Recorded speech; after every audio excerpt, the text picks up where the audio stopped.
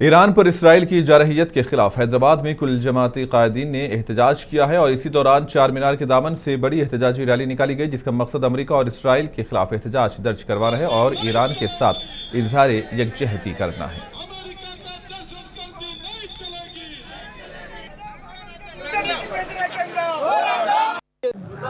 Iran में तो आम कत्लेआम हो रहा है। ईरान के अलावा दूसरे मुल्क में भी, जैसे तेलंगाना से, हैदराबाद से खासकर 15 लाख लोग गल्फ में काम करते हैं, उन लोगों को भी जीना मुश्किल हो गया वहाँ।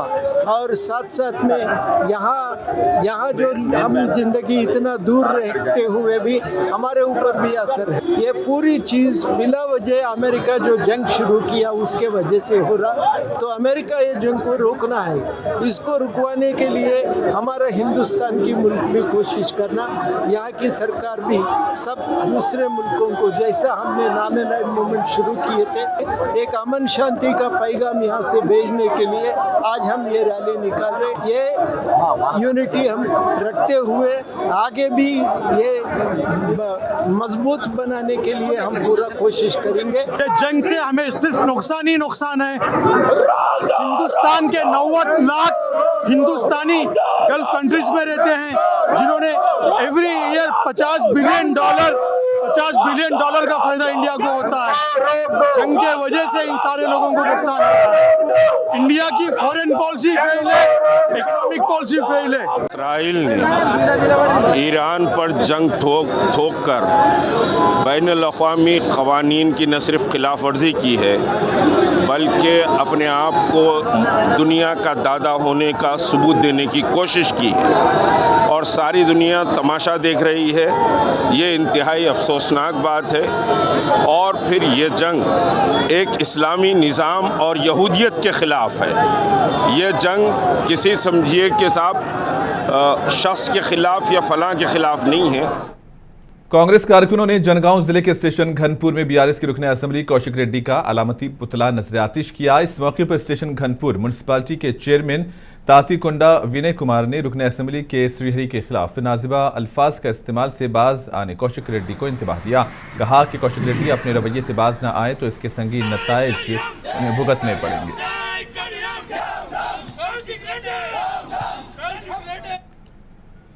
साबिक माइनॉरिटी फाइनेंस कॉरपोरेशन के चेयरमैन इम्तियाज इसहाक ने वनपर्ती में 23 मार्च को पेश आए एक शर्मनाक नाबालिग लड़की की जिनसी ज्यादती के मुलजिम को सख्त सजा देने का मुतालबा किया।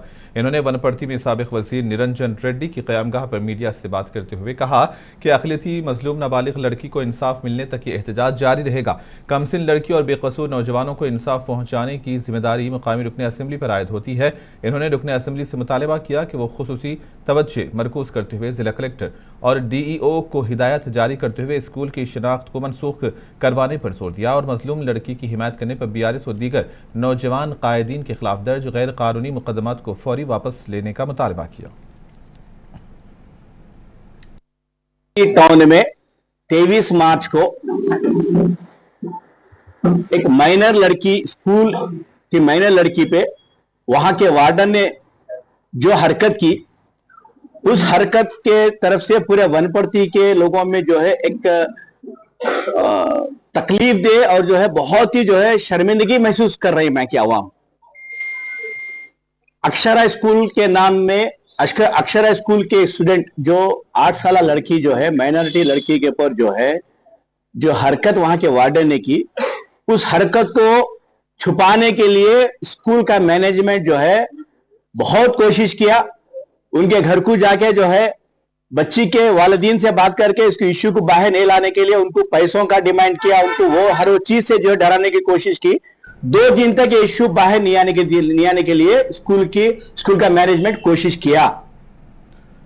हैदराबाद के इंदिरा पार्क धरना चौक पर आउटसोर्सिंग मुलाजिमीन ने अपने देरीना मुतालिबात को लेकर एहतजाज किया। धरना चौक पर जबरदस्त एहतजाज हुआ। इस मौके पर आउटसोर्सिंग मुलाजिमीन ने मसावी काम के लिए मसावी तनख्वाह फराहम करने का मुतालबा किया। इन्होंने एजेंसी के निज़ाम को मनसूख करने की भी मांग की। इस मौके पर बीजेपी के रुकने कानून साज कौंसिल अंजी रेड्डी ने कहा कि रियासत में 5 लाख आउटसोर्सिंग मुलाजिमीन काम कर रहे हैं। इन्होंने उनके मुतालिबात को पूरा करने का मुतालबा किया।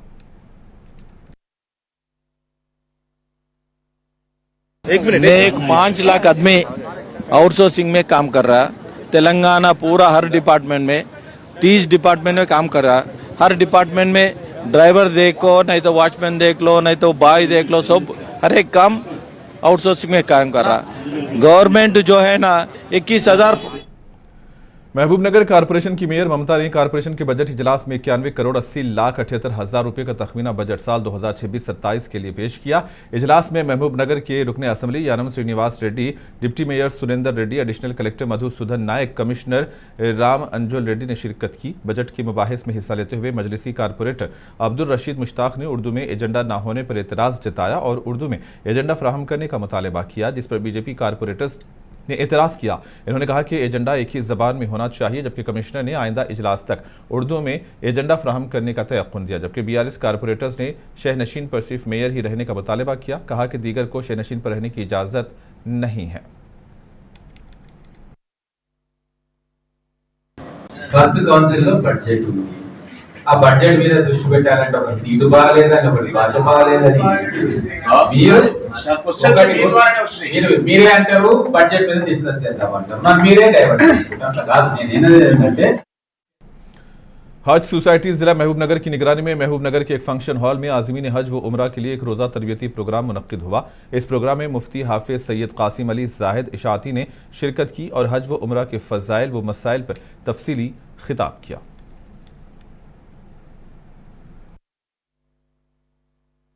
आज 29 मार्च बरोज़ इतवार महबूबनगर में व्हाइट हाउस फंक्शन हॉल में अल्हम्दुलिल्लाह कॉस्मिक ग्रुप की जानिब से तरबियती हज प्रोग्राम रखा गया था और अल्हम्दुलिल्लाह बहुत बेहतरीन फैसिलिटीज़ के साथ, बेहतरीन इंतज़ामात के साथ सब वो लोग यहाँ पर जमा हुए और अल्हम्दुलिल्लाह बहुत इत्मीनान बख्श प्रोग्राम हुआ। हमारे को हैदराबाद से मदऊ किया गया था। अल्हम्दुलिल्लाह हज के उन्वान पर और उम्रा कैसे अदा करें, आदाब मदीना के ताल्लुक़ से मौलाना यहाँ पर मौजूद थे। हज़रत ने जमीयतुल उलमा हिंद की जानिब से सद्भावना मंच मुनक्किद किया जाएगा। इस प्रोग्राम में 15 मजहबी जिम्मेदारान शिरकत करेंगे। इस मौके पर मंशियात से मुतालिक आगाही और ड्रग्स बेदारी और दीगर प्रोग्राम्स भी मुनक्किद किए जाएंगे। हाफिज पीर खलीक साबिर अहमद ने काबीना में नफरत अंगेज तकरीर का बिल मंजूर करने पर वज़ीर आला से इजहार तशक्कुर किया। ये पिछले 3 माह में जमीयतुल उलमा के अखराजात हैं जो इजलास हुए हैं हमारे इलेक्शन के इजलास से लेकर अब तक और उसका और आपके जो प्रोग्राम सीनियर मोमिन मस्जिद में ऐसा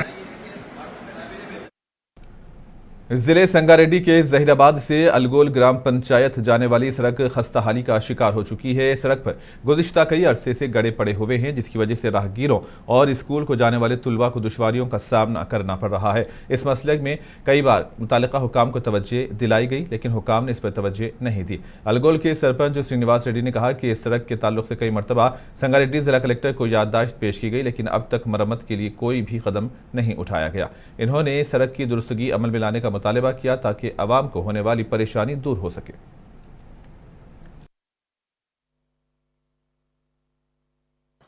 ఈ రోడ్ వచ్చేసి 15 సంవత్సరాల నుంచి ఇట్లనే ఉండేది. ఇప్పటి వరకు కలెక్టర్ గారికి ఇచ్చినాం, మొన్న రోడ్డు పైన ధర్నా చేసినాం, మొత్తం ఆపేసినాం, ఇప్పటి వరకు పట్టించుకునే నాదులు లేడు. ఇది వచ్చేసి మా ఊళ్ళో పోయే రోడ్డు.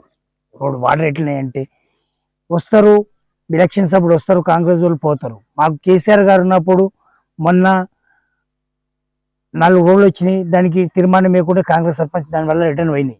గడ్డ దాటి రనే ముంగడికి, ఎందుకంటే ఇప్పటివరకు ఒక్క రోడ్డు సిసి రోడ్ లేదు. 10 ఊర్లు ఇచ్చారు, అల్గోలు ఉందా లేదా వాళ్ళకు కావాలి మాకు మెయిన్.